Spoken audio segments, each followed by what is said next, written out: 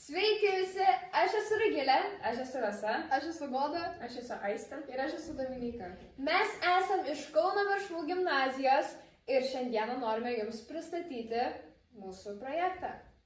Taigi mes visos dalyvavome Erasmus projekte TGBEE Sicilijoje balandžio 14-20 dienomis.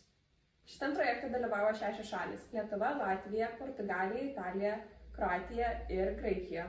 Mūsų projektas prasidėjo taip, kad mes iš Vilniaus oro uosto skridome į Šveicariją, Zurichą, tais palaukėme oro uoste kelias valandas ir toliau skridome iš Zuricho į Palermo, Siciliją. Kai atvyko, mus priėmė šeimos, kuriuose gyvenom visą savaitę. Esame jam labai dėkingi, kad mus priėmė taip šiltai. Ta patį vakarą mes visi kartu vykome artimiau susipažinti, susibendrauti su iš visų šalių suvažiavusiais mokiniais į miestelį Terasinį ir apžiūrėjome tikrai labai įdomias Italijos vietas.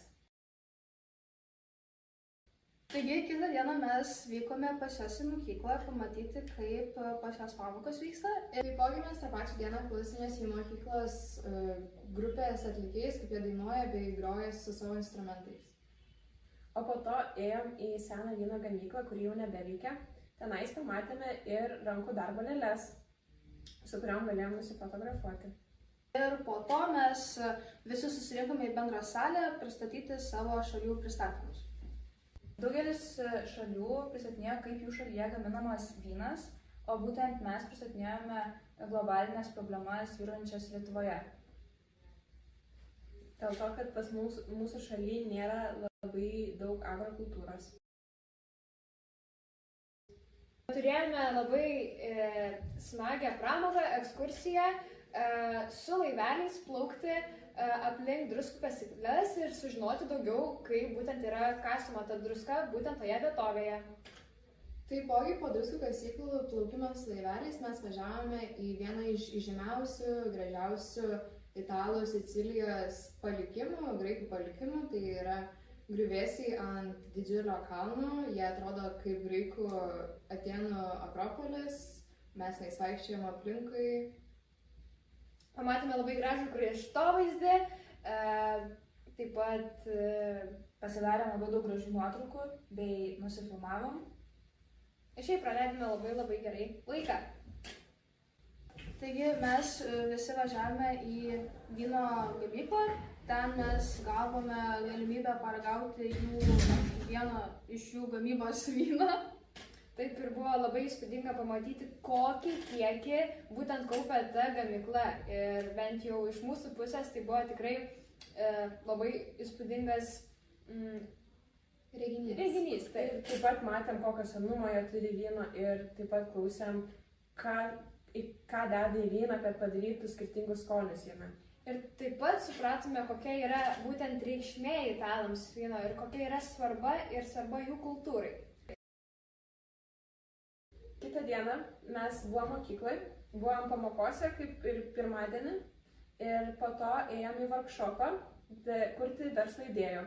Tai mes buvome skirtingose komandose ir kiekviena komanda sudarydavo iš kiekvienos šalies po vieną arba du atstovus ir taip kiekvienas turėjom sugalvoti pačią geriausią idėją, kuri išspręstų mūsų iškeltas problemas ir vieną iš šitų sprendimų mes jums dabar norime parodyti. Every time you drink wine, do you just throw the bottle away? Don't. We have a better solution for you. Every time you finish a bottle, don't throw it away. Give it to us. We will make eco-friendly vases and various shapes of cork coasters that will reduce the environmental pollution and will give a unique decor for your house. Wine bottles are not only bottles.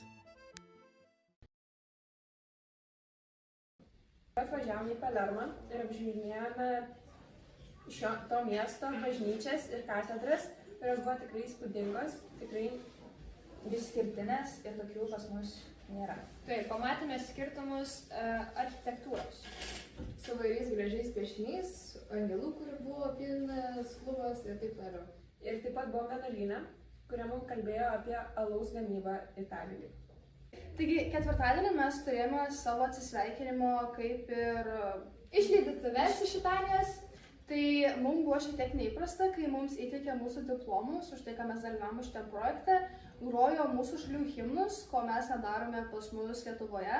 Taip pat italams labai jie mėgsta šokti, grojo muziką, visi šoko, visi valgė, tiesiog visi susibūrė kartu, tai paskutinė sveikinimo šio šalies projektų. Nors penktadienį buvo atsisveikinimas, bet mes penktadienį vis tiek buvom projekte. Projektų metu mes taip pat turėjome užsiėmimą su negalią turinčiais vaikais, paaugliais. Mes jais piešėme ant įvairiausių maišelių, kaip palinkėjimus, viską, kad prisimintume šią dieną. Taipogi mes darėme plakatus, kas galėtų sustabdyti globalizacijos išnykimą. Vakare visi susirinkom į mokyklą, nors nebuvom su visais, nes kai kurie buvo pasirodymai, kuri buvo skirta kažkokiai Sicilijos šventei.